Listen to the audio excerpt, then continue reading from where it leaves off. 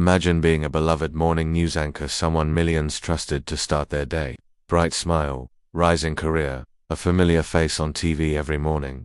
Then one day you vanish. No goodbye, no warning, just gone. That's exactly what happened to Jodi Huisentruit. On June 27, 1995, she was supposed to be live on air at 6 a.m. but she never made it. What followed was a mystery so chilling, so deeply unsettling, that even 30 years later, the case still haunts investigators, family, and viewers alike. And now, a new docuseries might finally shine a light on what really happened and who might have been watching her before she disappeared. It started like any other morning. Jodi was scheduled to anchor the early news at KIMT-TV in Mason City, Iowa, but that morning she overslept, something completely out of character. At 4:10 a.m. she called her producer, apologizing and promising she'd be in soon, but she never arrived. By 7 a.m. her co-workers grew concerned and called police for a welfare check. When officers arrived at her apartment, they found her red Mazda Miata still in the parking lot. But what surrounded the car was anything but normal. Her high heels, car keys, a can of hairspray, and signs of a struggle, drag marks in the dirt, a bent car key. An eerie silence hung in the air. It was as if she'd been taken in a split second, right before the world woke up. What investigators found at the scene only deepened the mystery. Near Jodi's car, scattered personal items painted a chilling picture: a pair of red high heels, her hairdryer, and that broken car key still lodged in the door. It was clear she had been interrupted, but by who, and why?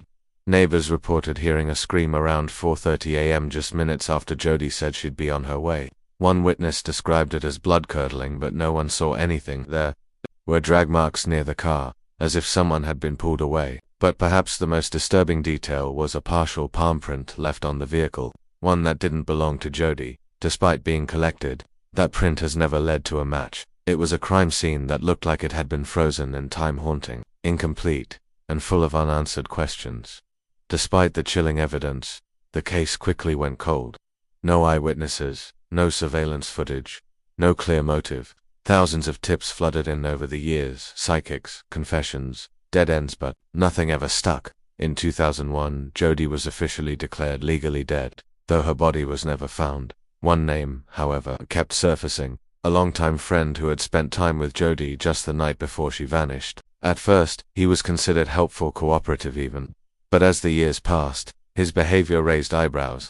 Authorities secretly placed GPS trackers on his vehicles not once, but twice. In 1999 and again in 2013. Still, no arrests were made, and no charges filed. For decades the case lingered unsolved and quietly fading from headlines. But beneath the surface, those closest to Jodi never stopped searching for answers. And then, a strange new tip would change everything. Just when it seemed like the trail had gone completely cold, a new spark reignited the case.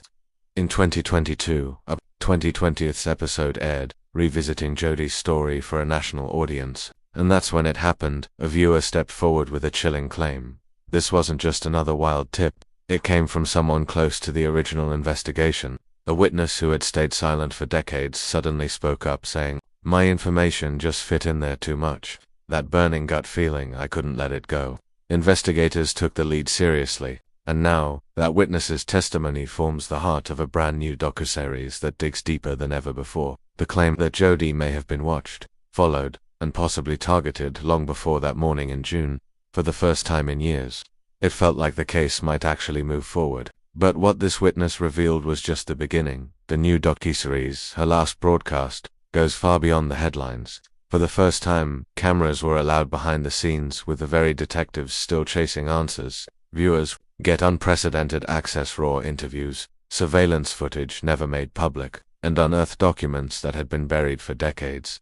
More than 20 people were interviewed, including former co-workers, close friends, and retired investigators, who never gave up. Jodi's apartment, her untouched newsroom desk, even the parking lot where she was last seen, they're all revisited, frame by frame, moment by moment.